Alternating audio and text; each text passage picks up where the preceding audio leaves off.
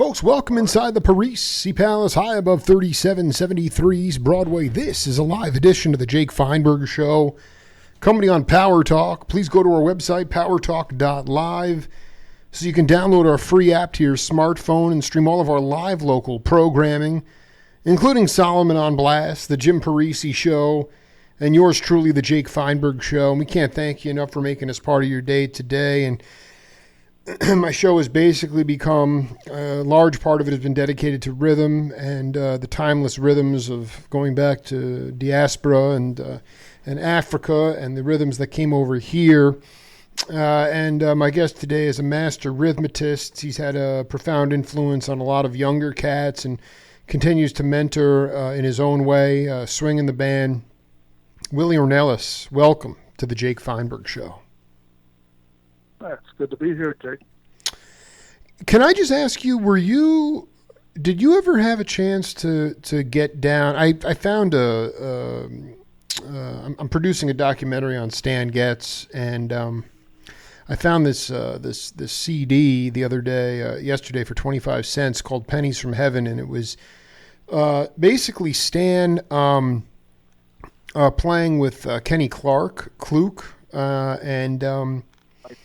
and it's just profound for me at 40 years old to listen to the fact that there's just the bass drum was just used for accent, and there were Papa Joe Jones, and you had and there's so many other great drummers, Tiny Khan, a lot of unheralded cats, and I wanted to know kind of how you grew up when you first got your hands on a kit, how you used the bass drum for rebound and for accents, and how you kept time on the top of the kit, if you did.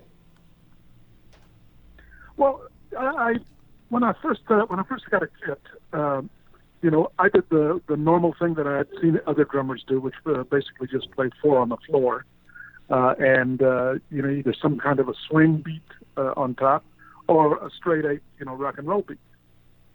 But it was at first it was really just straight four on the bass drum. And when was the first time that?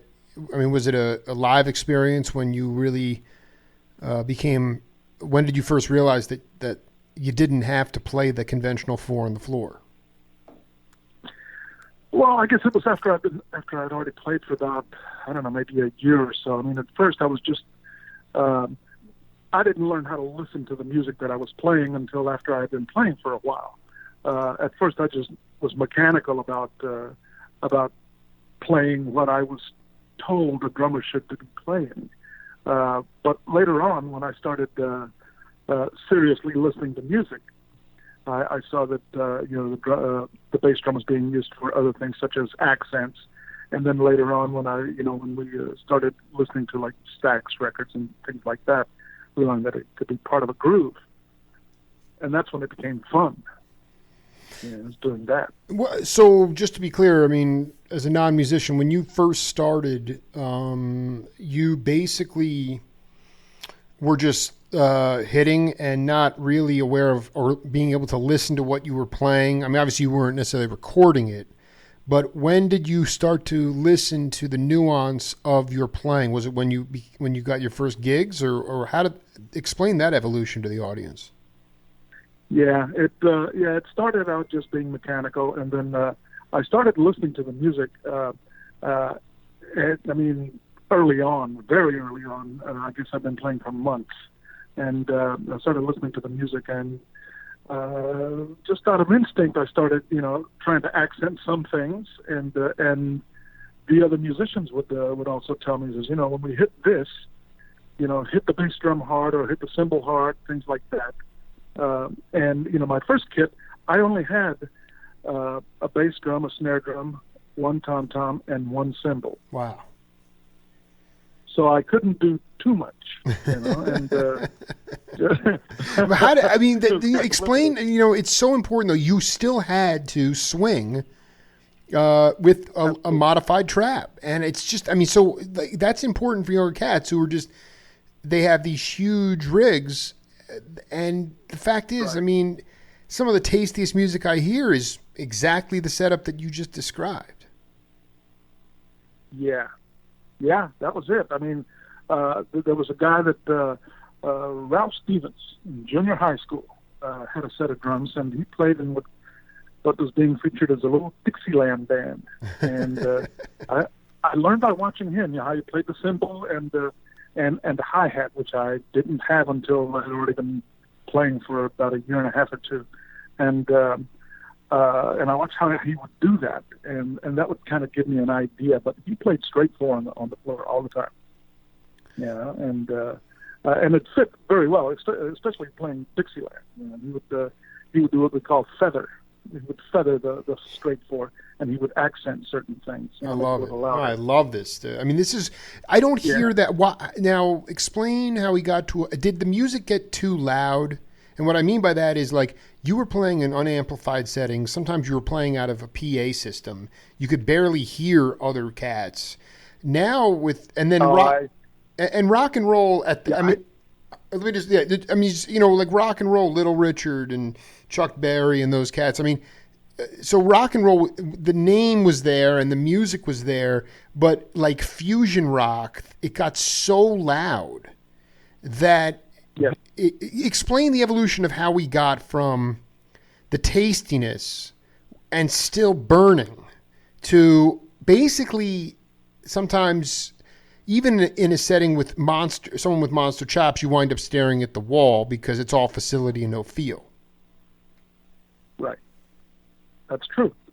I mean, first of all, I never played through a PA system for probably the first, eight years of playing drums. It was always just, you had to fend for yourself. I never got into drum miking or anything like that until well into my 20s. Before that, it was just, you had to come up with enough volume to be able to, even in concert situations. My first major tour in 1966 was with a TV program called Where the Action Is. It was a Dick Clark show. And I was working with B.J. Thomas at the time, and we were doing these shows. I think we hit like 24 states in 1 month. And we were doing basically, like Coliseum-type arenas and things like that. And there was absolutely no miking on the drums. We had to do all those just live. And at that point, when it had to be like that, we couldn't pay attention. We couldn't, I used to like to play my snare a little bit loose whenever I would be playing in like a regular nightclub or something like that. But for that, a loose snare just flat didn't work. You had to tighten everything up. Otherwise, you'd end up with bloody hands. Well, of course. So you're talking about indoor like coliseums, or were you talking like Oakland? Indoor coliseum. Indoor coliseums, mm-hmm. Outdoor arenas too. And you had to basically nothing. Even were you playing with an upright bass player? No, it was electric bass. Who was on electric? It was a man named Dennis Collins, who became a radio personality in Houston, Texas, as Crash Collins. And he had an amplifier. We became, actually, B.J. Thomas's band became the backup band for most of the other acts, because it was like a review. It was all the people that were on Where the Action Is at the time, a guy named Steve Alamo, Keith Allison, the Knickerbockers, Tina Mason, let's see, Shades of Blue, wow. And then the headliners were the Young Rascals, and we all played with no mics. All of us. Hold on, but was Dinelli there, or did you play with the Rascals? Yeah. Well, I had to play with the Rascals one time when I think Dino and Eddie got stranded somewhere, and so Felix and Gene Cornish were the only ones there, and I took over the drum chair, and I think all the other singers had a hidden microphone behind the curtain, and they were singing all the background cards and things like that. But no, Dino was there. Dino definitely was there. He was a big influence on myself and a lot of other drummers. This was, like I said, this was 1966. Yeah, I mean, I remember that we did all these places, no mics. Can you? So, in essence, if from a drummer's point of view, because I mean, today you can. This is the point: is that I'm going to paraphrase here, but I was just out in San Francisco doing a Facebook Live interview with Greg Arico, and he was talking about. Right. He was talking about when he first was going out with Sly and playing smaller places than what you were doing with Dick Clark, but auditoriums and places like that. What he said that was profound was that you had, as a drummer, you had to create your own touch and nuance and sound. It wasn't done automatically, meaning where today, you can go to a gig and get everything mic'd, every drum mic'd, everything perfectly balanced. Back then it was, so here's a twofold question. Explain to the layperson how what you were listening for and how your ears grew in settings when it was unmiked, playing huge 1,000-seat venues, and then also, did you ever drag? What Arico was saying was because it wasn't easy. I mean, they were playing funk, soul, rock, whatever, and he brought twin dual Showman amps with him with a microphone that he would put between the snare and the bass drum, so he could get additional amplification. So, can you talk about any of the, not I don't want to say gimmicks, but did you use any additional amplification? And when you were on stage with that particular tour, how did your ears grow the most on that tour? Okay, well, the first part of it was that no, I guess we weren't ambitious enough to start carrying amplifiers, for our drums. And I knew nothing about doing anything like that. I had never seen any drummer have any kind of miking on his drums up to that point. Plus, it's more gear that you would have to lug around, because we didn't have roadies or anything like that. We had to do it ourselves. And even those shows, we had to decide, I would have to set up the drums, I would have to tear them down every show. And so miking them and carrying around extra equipment to mic to get the drums out there was kind of unheard of for me. That didn't start until way later on in my drumming career. The second, remind me of the second part of your question. Kind of went off. Yeah, no. The second part is the fact that how did you account when you did start to become? I mean, obviously you're on tour, you're playing. You got to sing for your supper. So when you started to play professionally and you started to listen and create your own drum sound, it wasn't done automatically. You didn't, like you said, you didn't have engineers that could perfectly mix you and get you to where you're like, yeah, I sound good now. So how did you do that? And what were what were the things that you were really keen on? I mean, when I talked to Mike Mainieri, a great vibes player, studio cat and leader, and he was playing with Buddy Rich, and there'd be times like the upright bass wasn't mic'd. I mean, you could barely, maybe there'd be one mic out there, you could barely hear anything. I know. So, I mean, how did you compensate? I just want you to take people through that before you kind of got your gear together and technology expanded out, but how you really were able to swing without really having any technology to know that you were locked in. Well, you didn't know. I mean, basically what we did is we would play by feel.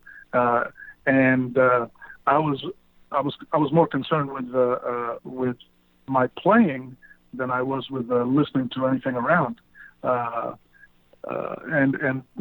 trying to keep my playing as steady as possible, and and grooving with the rest of the guys what I could hear of them, and that was basically it. Yeah, I really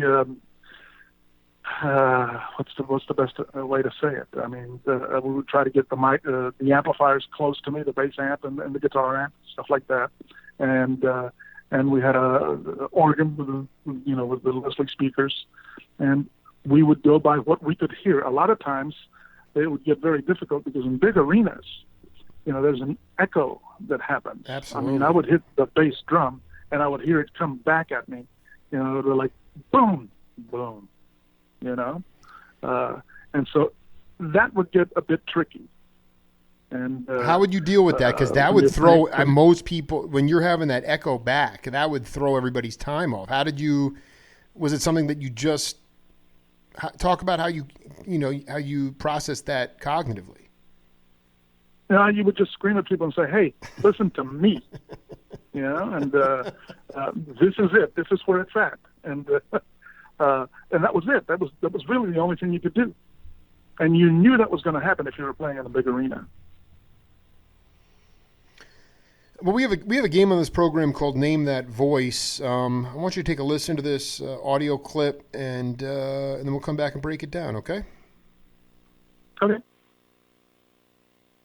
To play, how you played the shuffle, because it's a My first instructor wasn't even really an instructor. He was just my best friend, and he lived down the street. His name was Willie Ornelas.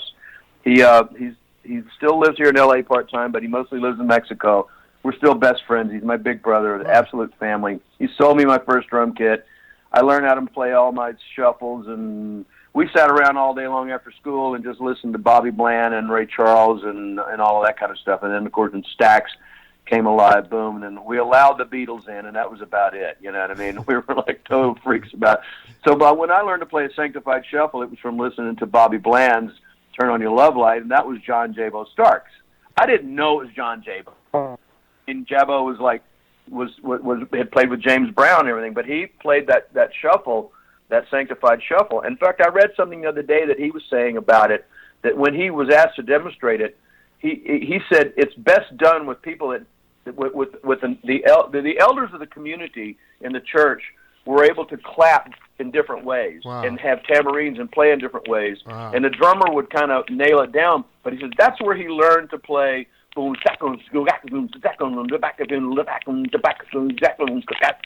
know, and then while the right hand's going ding ding dang ding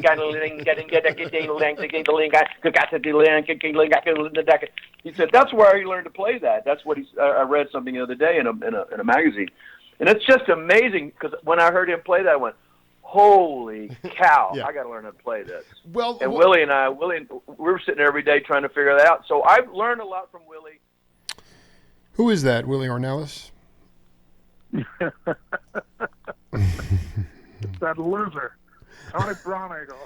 Such a loser. Such a winner. July 23rd, 2017, on the Jake Feinberg Show. That was my first radio interview with Tony, and when he brought up your name, I said, well, now I got to track down Willie, and so did you have actual experiences going inside a sanctified church? Well, I did, and actually, I had that, and I had I would get called for a couple of sessions, here and there, with people that were singing gospel, and these were, very cheap sessions, at the longest. At the best, we would work, 5 or 6 hours, and I would get like $10. But I was forced to have to come up with things, beats and grooves, and Sanctified Shuffle was definitely one of them because they did that a lot. So that's kind of where I got it. It was the black artists that were making records for gospel music, and like Tony said, we did a lot of listening to John Chaba, And in Houston, Texas, where we grew up, if you couldn't play a shuffle, or if you couldn't play like Turn On Your Love Lights or Don't Cry No More, you couldn't work. Well, you had to play the popular hits of the day. I want to go back to something though. First of all, I need to know the names of some of these gospel sessions. Who were some of these cats? You know, I wish I knew. I can't. You're going to say you don't know. I mean, but a 45 was pressed of these. You think these got recorded? Yeah, over the years, I kind of I lost track of all these things after the many moves. From. But what do you, Do you remember? Do you remember one? I guess what I'm trying to get at is this: when I interviewed. When I interviewed David T. Walker, he was talking about going into the studio with Ed Green and Wilton Felder, and Gene Page was the musical director for Barry White, and he would come in and just give them like some chord changes.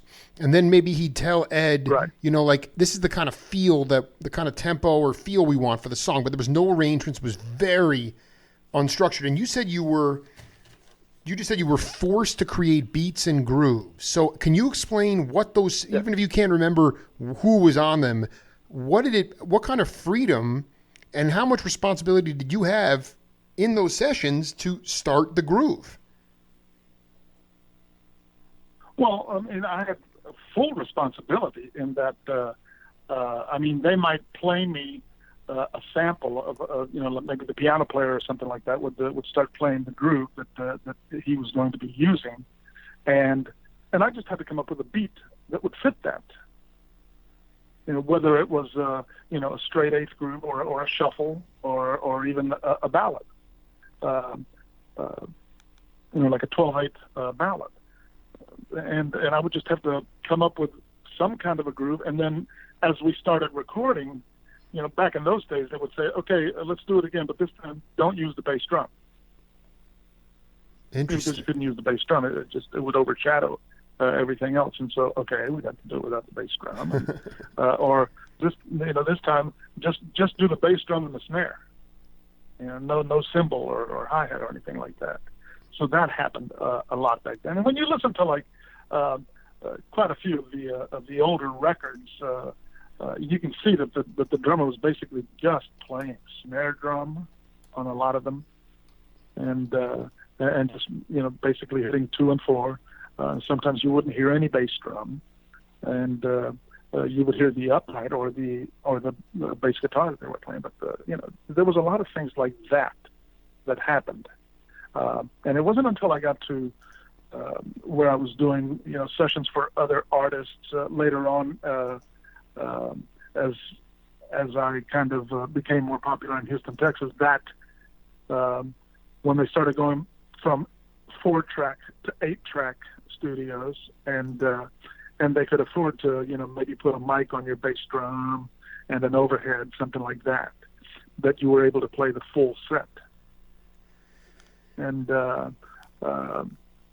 so that's kind of how my my way of playing just developed like that. Well, can you talk about going into the sanctified church? Because what Tony was talking about was and I've vetted this quite a bit with other people, other musicians as well. Just the idea that the elders had very unique ways of hand clapping. And they weren't always, and so can you talk about a seminal experience, when you went into the church because they weren't using trap sets. It was tambourines, shakers, and hand clapping. Right. Yeah. Yeah. Well, I don't really remember having very much experience of going into the church. I had, very limited, once or twice maybe, and it was basically due to some friends that I would play with. There was an organ player named Jay Cooper in Houston, Texas, black guy that we had a little trio that we would play, and he he would do these Sunday jams that would start off at the church, and then you'd end up at actually a guy that had turned his house into some kind of a beer joint or a bar. Barbecue and yeah, absolutely. Yes. Oh boy, yes. So, and me being the only white guy there, people kind of, whenever I would hit on something, you could see that people were digging it or they were enjoying it, and I would go, "Oh hell yeah," and that's kind of how it developed. Other than that, there was nobody that was going to teach me anything. We had no teachers to do that. The only one that actually ended up teaching me things was a guy named Bobby Ramirez. Bobby Ramirez. Was Bobby in Edgar Winter's band? Yeah, White Trash. Can you talk about what Bobby? Because okay, I got to. So go ahead. Tell me about what Bobby taught you. Okay, well, we have to go back a bit. Sure. I was working in a bar in Houston, Texas, and there was a guitar player, a guy named Lucian Gondron, who later became Angel Sugarfoot South. Wow. And he played with Chase, and he played with a bunch of other different people. But we were playing at a bar, and we were doing the normal songs that we would do some Bobby Bland songs, some other people's songs, and I noticed that he played the exact guitar part for these songs, and that was one of the first times that I'd heard somebody do that. And so we hit it off right away. And he told me that he had some friends of his that were coming down that had been studying up in Berkeley, and one of those friends was a guy named Jerry LaCroix. Oh my God! Are you kidding me? Oh, that's great. No, that's great, man. That's Jerry LaCroix. Wow. Yeah. Jerry LaCroix, Dale Gauthier, and Gary Dorsey was the bass player. Dale Gauthier was the sax player. So was Jerry LaCroix, by the way, a sax player. But they came to Houston, and my friend Lucian, Angel South, talked them into coming to Houston because they were from Port Arthur. And they came to Houston and they wanted to start a band. And they started this band. It was an amazing band with 5 horns, and it was the best, one of the best bands that I played with up to that moment, because they played all these Bobby Bland songs and Ray Charles songs, and they played them exactly like the record. Right. And it was the first time I'd been in a band like that. And it was also the first time that they didn't like the way I played. Really? And yeah, and as we later, I talked with Jerry right before he passed away, and I was talking about how, they were a very big turning point in my life, and that, when I started playing with them, they beat me to a pulp, and then they beat the pulp, and they beat me around the block. But I learned an awful lot, and one of the things that I learned was we were playing at a club, and it was a Saturday night, and they had a friend from Port Arthur that was coming to visit, a guy named Bobby Ramirez. He was their drummer in Port Arthur. He couldn't work the 6 nights a week because he was still in high school, and so was I, by the way. And so Bobby came in, and immediately Jerry LaCroix asked Bobby to sit in, and he called out Harlem Shuffle. And so they started the song the same way. And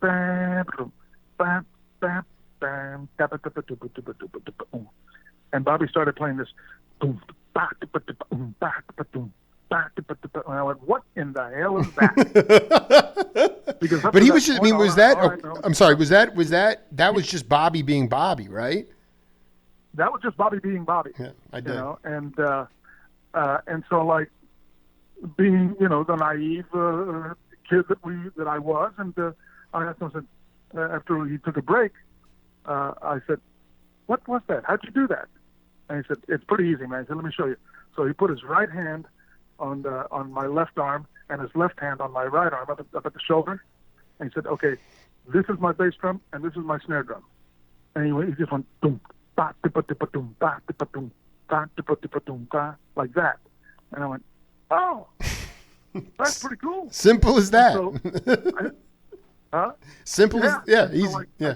I started messing around with that, and it became a thing where people would tell Bobby that I had taken what he had showed me and I had added something to it. And next thing you know, on a weekend, Bobby would drive to Houston and come hear me play, and he'd ask me what I did to it, and I'd put my arms on his shoulders and I'd show him what I did. Well, this went back and forth for quite a while, between Bobby and I. So he was the first one that really actually showed me how to play some things. And it became a back and forth situation with us. We became very close friends.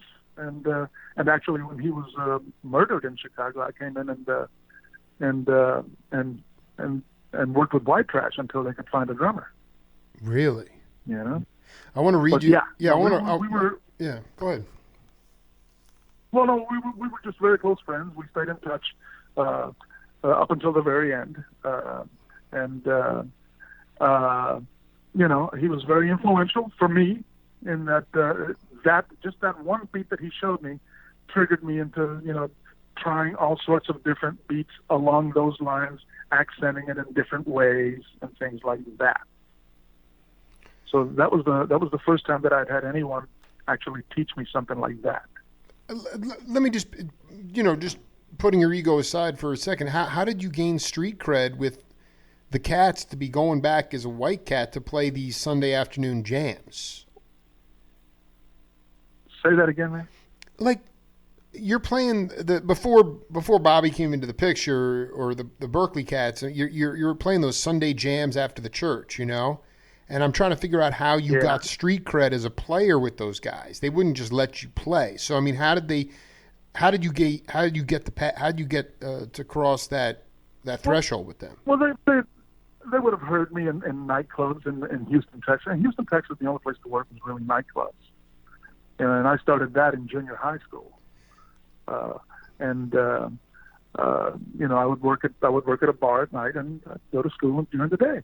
And so eventually, we all had to learn how to play certain songs, and some of us could play it better than others, and the ones that could play it a little bit better would get the calls. When we're starting a band, we're doing this, and we're working this many nights, and it pays this much.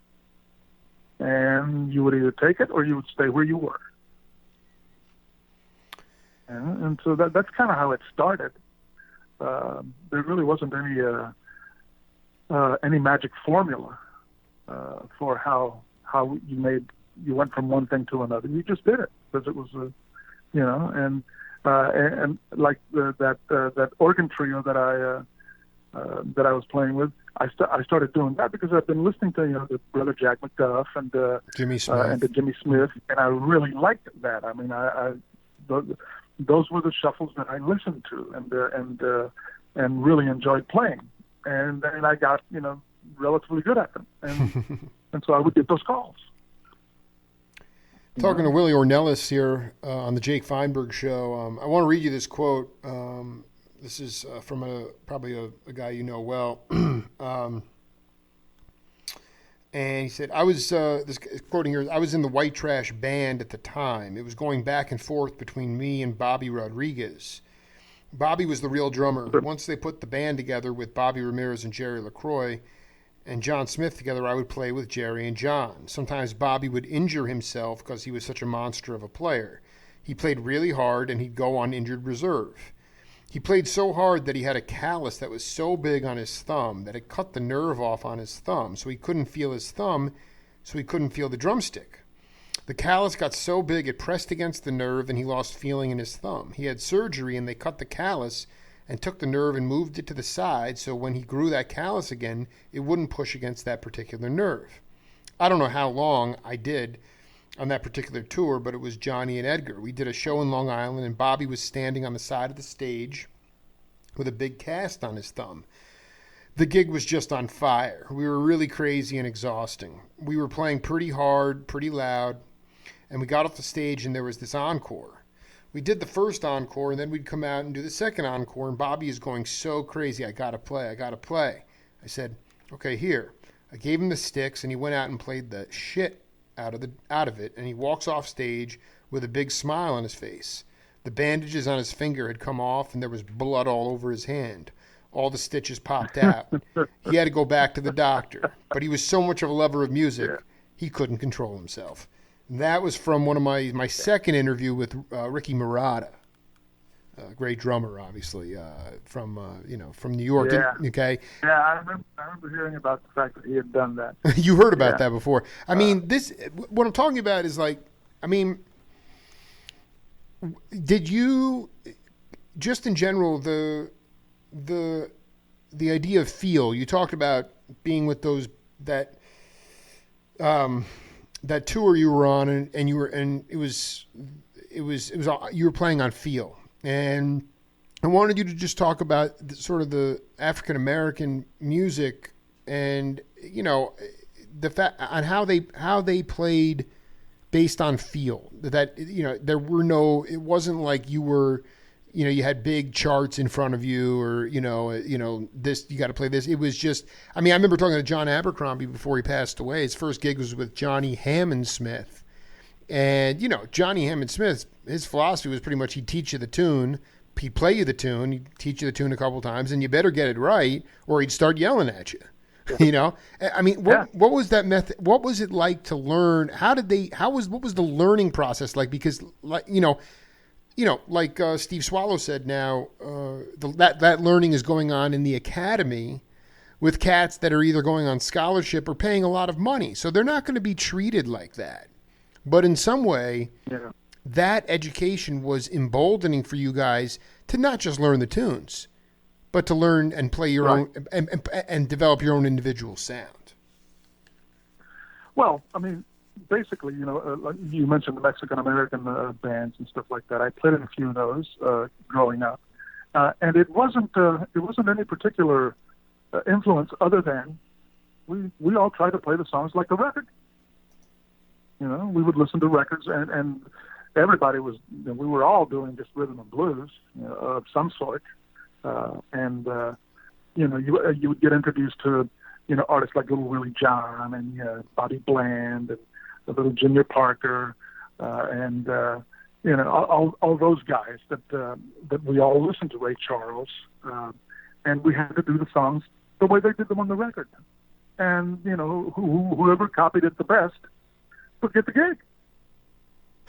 And that was basically it. There was no experience of like reading charts or anything like that, or developing your own sound, or coming up with a a drum part for a song that you had never heard before, or anything like that. We usually, most of the time, we played what was on the record. When did you?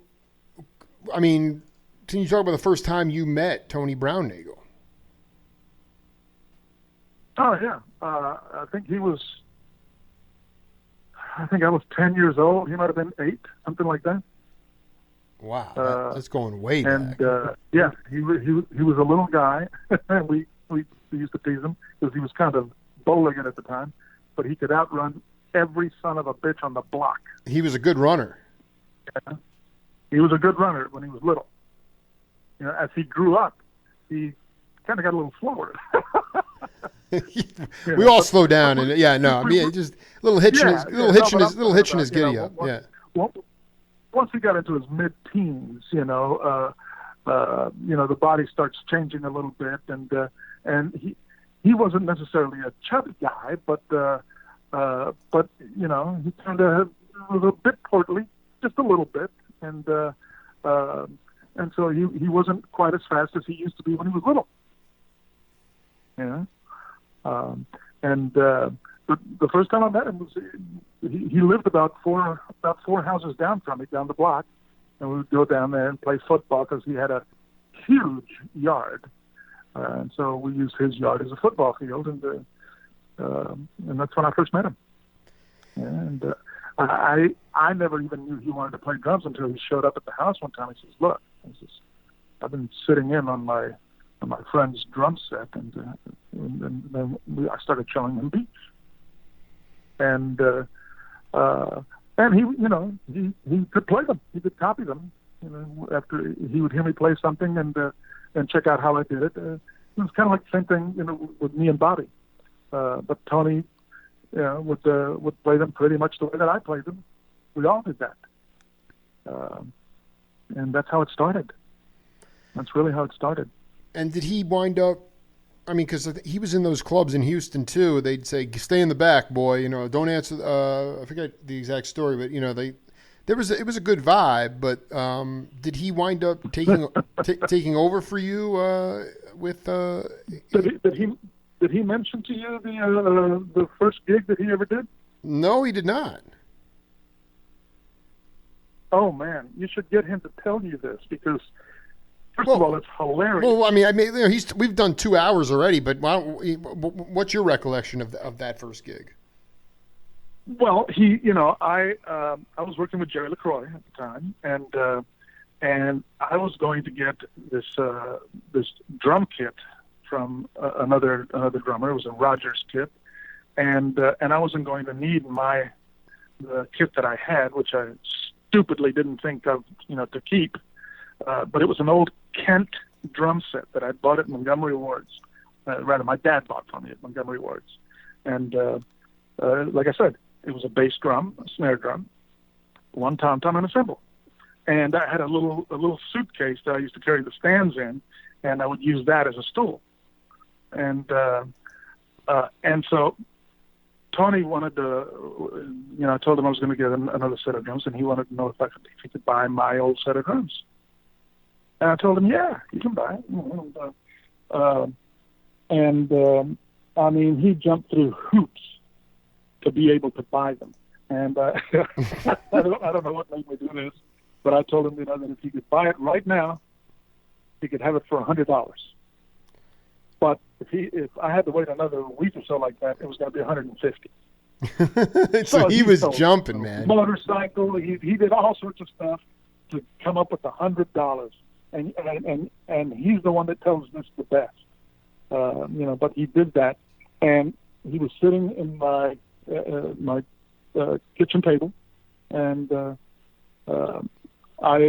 phone rang. I picked it up, and it was a guy calling me for a gig, and I couldn't do it because I was working with Jerry, and I said, well, I can't do it, but there's a friend of mine here, and then I muffled the phone, I held it up to my chest, and I said, hey, you want to do a gig? And he went, well, yeah.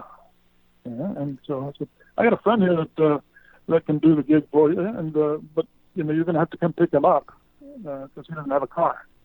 And I think Tony, I don't even know how old he was. I think he was 14 at the time, 14 or 15. And so the guy said, well, okay. So all the guy knew was that he had a drummer for the gig. And now Tony had to, first of all, talk his parents into letting him go and play at a nightclub. I mean, Tony went to Catholic school. His parents were very much involved with the church and the Catholic school, and so like their 14-year-old son going to a nightclub to play was very questionable. I don't even know how he pulled that off. Well, he, like I'm telling you, he's the one that can tell you this the best because he went through the experience. When the guys they picked him up and he was sitting in the back seat and the guy was asking him if he had done any playing and he said, well, yeah, I sat in with my cousin's band at this stock hop and I did this and then the guy says, you mean this is your first gig? And Tony went, well, yeah. and the guy, the bass player on the other side of the car, on the front seat, turned around and I think he only had one eye, and he looked at Tony with, no shit. and Tony almost pissed his pants right there, but he got through it. He did just fine. He had been listening to a lot of the songs that were going to be played, with me, we had played. I'd showed him how to play some hip beats here and there and stuff like that, and he caught on real quick.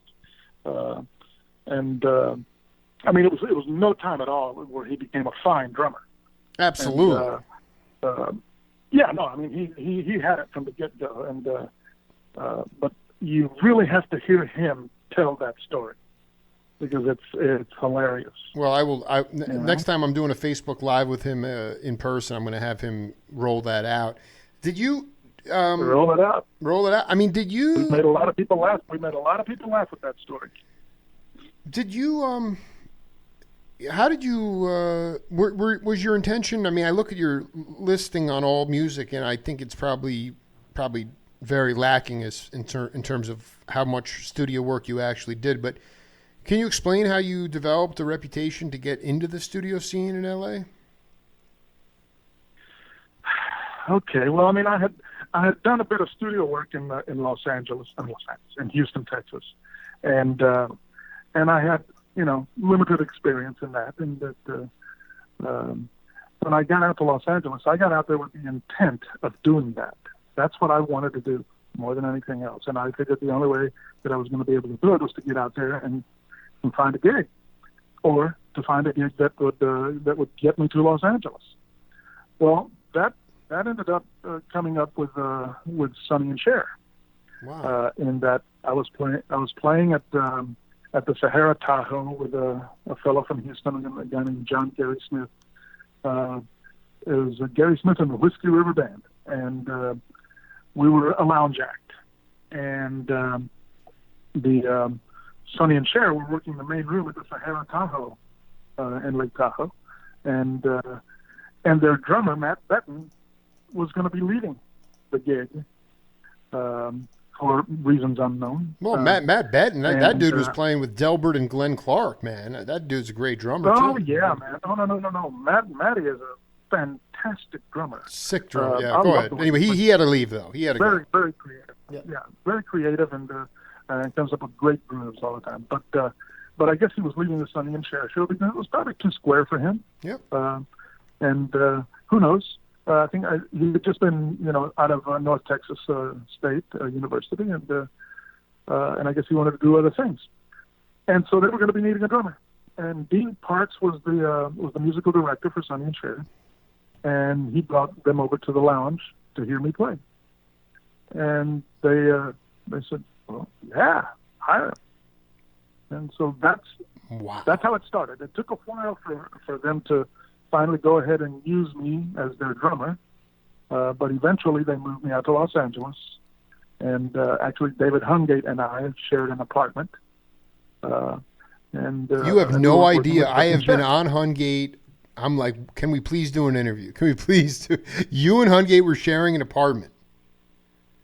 Yeah. Now, sharing a single? You were sharing. So but I mean, was Hungate? Did you know him before you moved out there, or you just happened to just wind up rooming with him? Well, what had happened when I started doing the Sonny and Cher show, it was Hungate was playing guitar, and Dave McDaniels was playing bass. And at some point during that cycle, Dave McDaniels was leaving, and David Hungate said, "Hey, listen, I want to try out for the bass chair." And it turned out David was an amazing bass player. Incredible bass player. Incredible bass player. Oh, yeah, absolutely. One of the very best I've ever played with. Serious. Yeah. And he's the one, David is actually the one who was responsible for teaching me about how to play with a metronome. I had no idea how to, play with a metronome or how to keep perfect time. And they were kind of, tempo Nazis at the time. I guess they had learned that at North Texas State, which I never had a chance to do anything like that. I didn't go to college. I went on the road instead. But having learned how to do that, I discovered, the flaws in my playing, where sometimes I would speed up a little bit, and sometimes I would slow down a little bit. And to me that was normal because I heard that on record. Exactly. Well, I mean, that was that. I mean, for Sonny and Cher, they needed a steady tempo, but I love the idea. I don't think it's that big a deal. I know in recording in the studio, but just the idea, like in live settings, slowing up and I just don't get that hung up with tempo shifts. Anyway, it's fine. I mean, Hungate got you on the metronome to lock you in.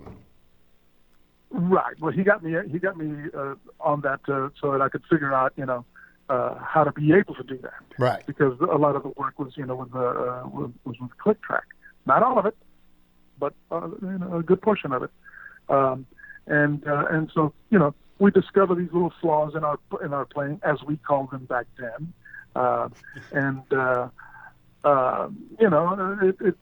It became a thing where I kind of had to learn how to do all that. I also had to learn. I never really knew like song form. I never knew your verse, chorus, bridge. I never paid attention to that. I paid attention to what the drummer did on the record. And so I had to learn all of that once I got out to Los Angeles, and started doing some work. And I learned, you discover your faults as you play. I mean, I did some demos, and I would throw fills in just wherever the hell I felt like it, and sometimes it was the wrong spot. And so I had to learn song form. And at some point or other, I called a guy. Somebody in Houston had told me to call this guy named Mike Post. And Mike Post was had been producing. He had been producing a guy out of Houston, Kenny Rogers in the first edition, and he produced that first hit that they had, "What Condition My Condition Is In." And so I called him and told him, I was working with Sonny and Cher, and then I was in town, and then I was trying to, meet new people, and I asked him who he used for drums, and he said, "Well, I use John Guerin and Jim Gordon." I was like, "Okay, I'll talk to you later," and he got a chuckle out of that. And he said, no. He said, "Look," he said, "call me occasionally, when you're back in town or whatever. Call me every now and then." And I would call him every now and then. And one time he called me back, and he said, "Listen," he said, "I'm kind of embarrassed to ask you to do this, but I'm going to be doing a demo of some songs. Would you like to play drums on it?" And I went, "Hell yeah!" And so I went and did that, and he loved the sound of my drums. I had Al Blaymire make some drums for me, and those fiberglass shells, and like Al Blaymire made the drums for Hal Blaine, and so he loved the sound of my drums, and he wanted to use me again. He asked me how my reading was. My reading was pretty good. I had a pretty good mentor growing up, and it wasn't great. And like I said, I had never really had to follow charts very much for playing music. And so he called me and told me, "Listen, I'm doing this TV show. It's a thing called Rockford Files. We're doing the first show this coming week, and I'm using a guy named John Raines on drums." Mm-hmm. And he said, "Why don't you come to the session, sit behind him, and look at what he does, look at the music, and you tell me if you can do that." And so I did. I went and sat behind John and watched what he did with the music that was written. And at the end of the session, he says, "What do you think?" And I said, "Oh, I could do that." I was lying my ass off. Yeah, right. And I said, "I could do that." Yeah. And so I got called for the next one. And I got called for the next one and the next one and the next one. I did a bunch of those. And then at one point, Mike came up to me and says, "Hey, listen, Jim Gordon just called me. He's been out on the road with I think it was Eric Clapton or somebody, and he's coming back into town, and he's going to be needing some work. So I'm going to start splitting the show between you and him." And I said, "Okay, fine." I couldn't complain.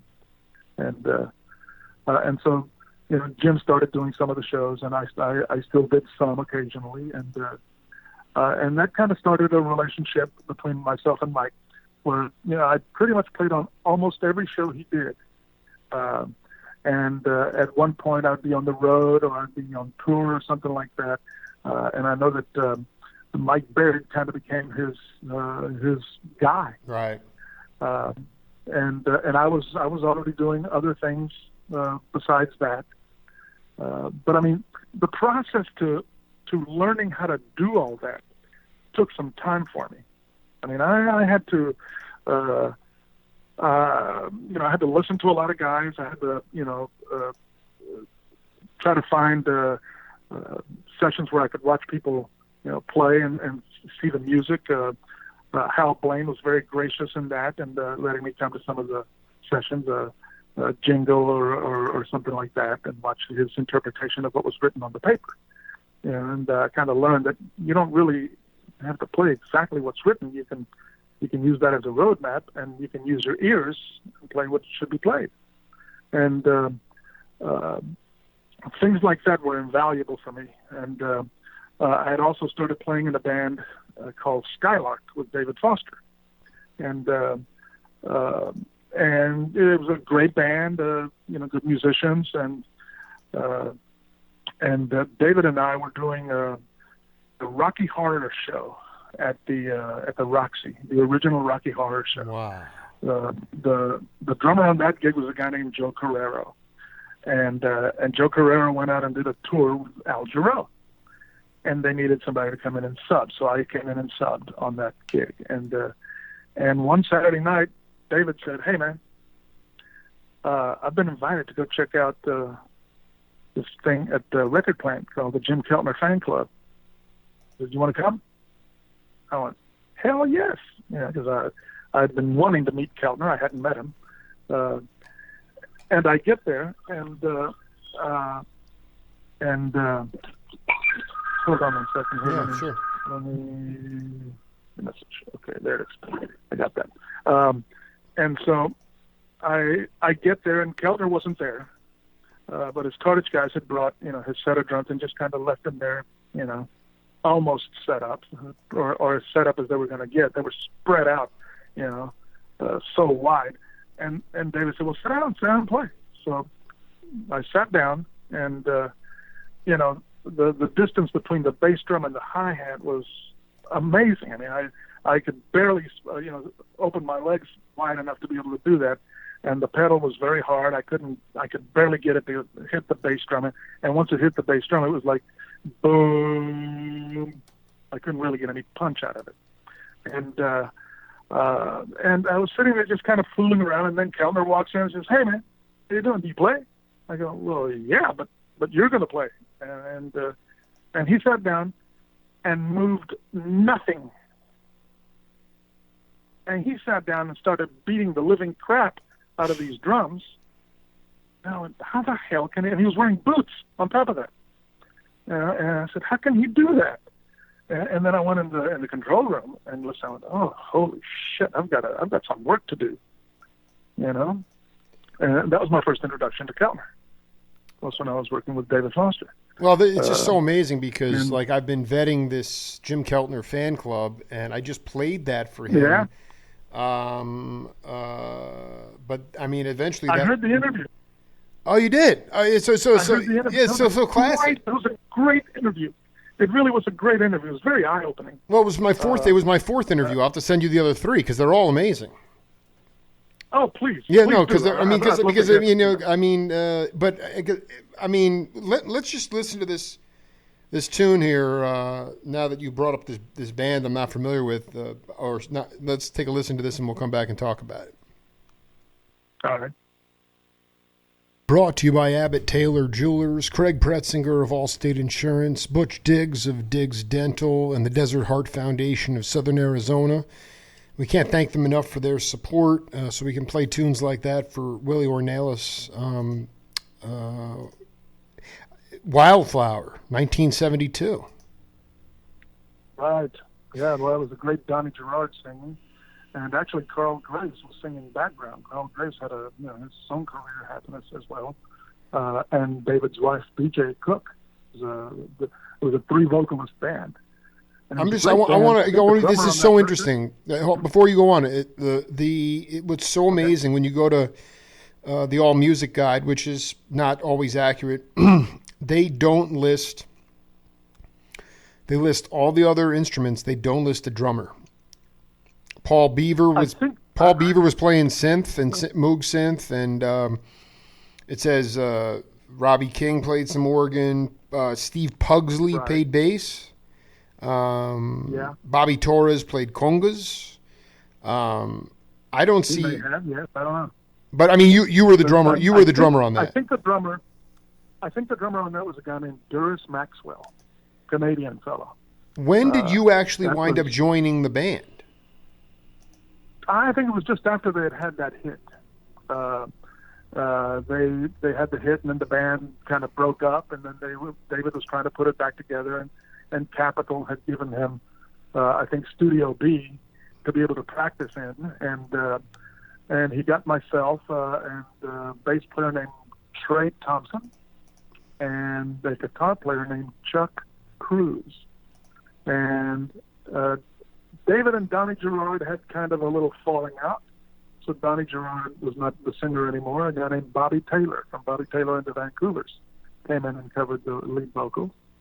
And B.J. Cook, his wife, and a fellow named Ed Whiting was the third vocalist at that time. And we actually only did, we never did any touring. We only did one gig. We did a week at the Troubadour, and I think we did a TV show called In Session with Phil Everly being the host. That's the only thing that we did with that band. Outside of that, that was it. It was over. You didn't? Did you cut any records at all, or no? No, we didn't do any recording. Okay, that's why you're not. Okay, so that's why you're not sure. So, but you're telling me that this Jim Keltner fan club. I mean, it was an insane situation down there. There was all sorts of. Oh yeah. And that's where you originally connected, because I mean they would wait it out till Studio B was done, and that band Attitudes with Paul Stallworth and. I remember that band. I mean, I remember Jeff Picaro and I sitting around playing, one or two of the songs from the Attitudes album. Dying laughing, trying to figure out what Keltner had done, and after we figured out what he did, we wanted to find out why he did it. He would just throw things in there that would just knock us completely out. And I don't think he probably could not explain it either, right? I mean, it was just totally natural. Oh no, God no, I don't know. David told me one time on one of the songs, it sounds like the band just does this little breakdown where they just kind of start doing some little rhythm and it just kind of dies down into almost nothing. And David said everybody just kind of looked up at each other, and then they started back up. They were all lost, and it just started back, and that was the song. It became part of the song. But that band was amazing. I love Paul Stallworth, the bass player, and I don't need to tell you about Keltner. When I was doing teaching, I would definitely make all my students, listen to and learn some of these songs.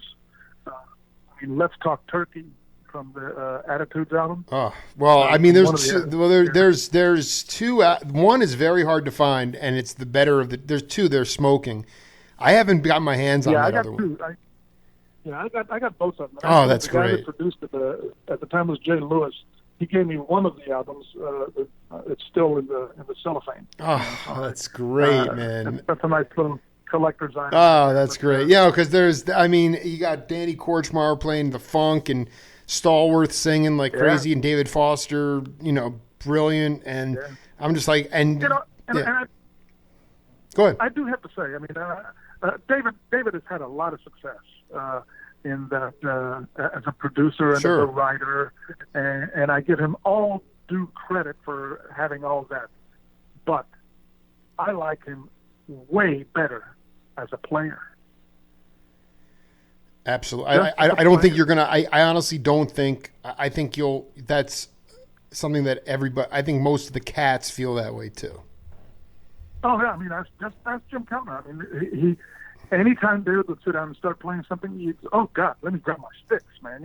You had to play.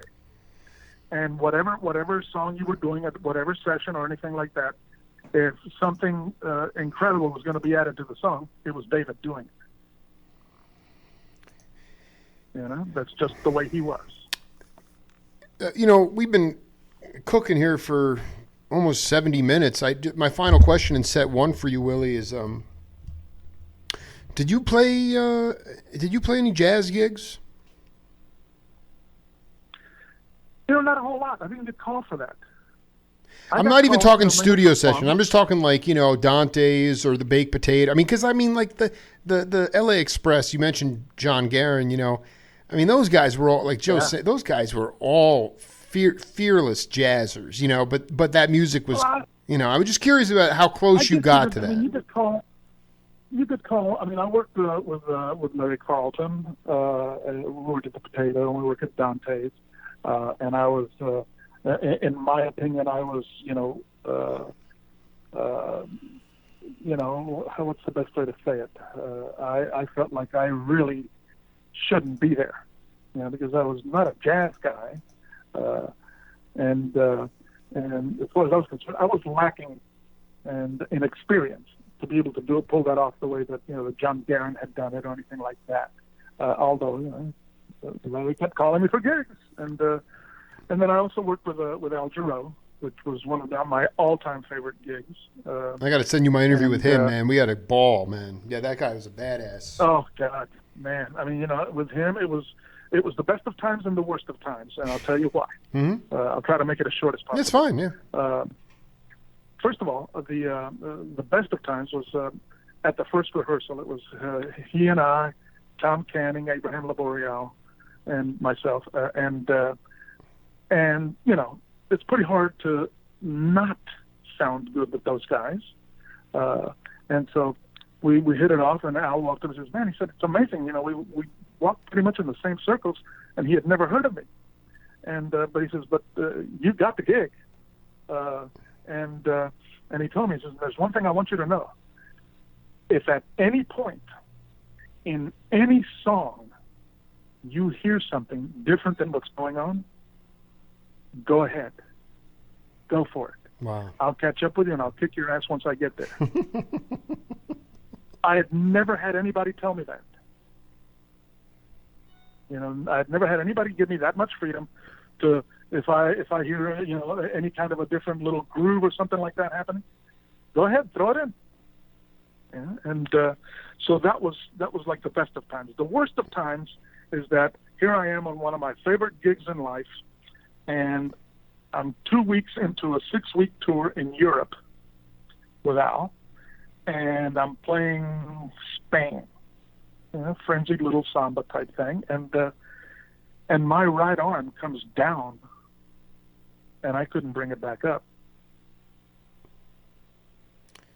And what the hell? It felt like my shoulder went out of joint. Right. But what had happened, I had a muscle spasm of some sort, and I couldn't bring my arm up. I mean, it was a strain to bring my arm up to try to hit the cymbal. I had to stay on the hi-hat. And that was, like I said, the second week of a 6-week tour. I finished the tour. No way! You finished the tour? Back. Yeah. Well, I mean, it was. Yeah. Wow, that's insane. I mean, how would you? Muscle spasm. Yeah. My entire back, from my neck to my waist, was in severe muscle spasm. And so here I am, my favorite gig, I can't play. And so like I had to wait it out. I couldn't. I had to quit the gig, and I had to wait being able to play again. It took well over a year to be able to play again. And as it turned out, it was a pinched nerve in my jaw that was causing all the problems there. I mean, that and the stress of going through a divorce, I'm sure, didn't help. But a chiropractor friend of mine found the problem, got together with a dentist, and made a little bite plate that I could wear, and it would lower my jaw just a bit, and it would relieve all that pressure. All of a sudden, I could play. And so... But let me just be clear, though. I mean, it was your favorite gig. If you had not... that you feel like that would have carried on for a long time if you had not had become injured? Oh yeah, I could have stayed on that gig for a long time. I could have stayed on that gig because it was just wonderful music. Absolutely, yeah.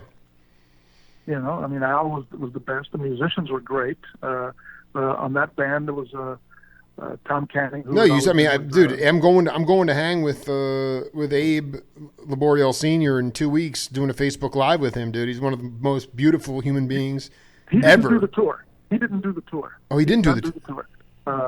No, but it was Tom Canning. There was 3 keyboard players: Tom Canning, Larry Williams, and Peter Robinson. J. Peter Robinson. J. Peter Robinson is a famous composer now, But he was a great keyboard player. The first portion of the tour was with a bass player named John Gustafson, Wow. who I think used to play with Roxy Music in London. He was a Brit. And, Was Robinson's a Brit too, right? Or Peter? Yeah. Yeah. Yeah. Wow, Pete, that is ferocious. That's amazing. It was a great band. Actually, Peter sent me a video of us doing 2 songs. We did Spain and I forget the other song. And that's the only evidence I have of ever working with Al. You know, and I've spoken with Tom Canning because Tom Canning would always get the board mixes, the cassettes from that tour. And I keep telling him, hey man, you know, I want some of that, and he can't find them. You know, but what are you gonna do? You know? Well, this has been an exploratory, wonderful interview, Willie, and I look forward to picking up part 2 with you. I just, you know, I'll be transcribing. I'll get you a copy of this later, and I'll be transcribing a lot of these stories and everything. All the excerpts that you see put up online, that's direct primary source from all my interviews. None of that's cutting and pasting. That is all. I've done almost probably 2,500 primary source interviews over the last 6 years.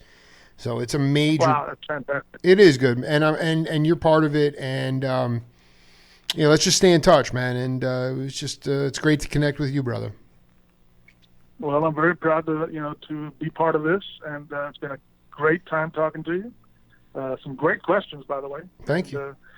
It made me think about things I hadn't thought of in a very long time. Well, and that's the thing. It's like sometimes you ask questions, but then with you guys, it just goes off in 7 different directions. So then it leads to all these different stories. So it's a beautiful. It kind of has to, you know, because you know, certain things lead to other things, and that's what you know. If you ask about a section where, you know, 2 or 3 other things led up to that, well, you kind of have to go through those. Yeah, well, no, and just to exactly, that's you start backing up, and then you're moving forward, then you're back to where you were before, and yeah, it's just a jam, dude. So you did great, and we had a ball. So much love to you, Willie. Have a beautiful day, brother. You too, man. All right, later on. Talk to you later. All right, bye-bye. Bye-bye. Willie Ornelas, amazing drummer, just dropping some serious knowledge about how he learned, how he cultivated his own style, and ultimately how he learned to survive and thrive in the music industry. Got a lot going on this week on the Jake Feinberg Show. A lot of Facebook Live interviews. We'll be in studio tomorrow night for a jam session with Jock Taylor. Until then, peace.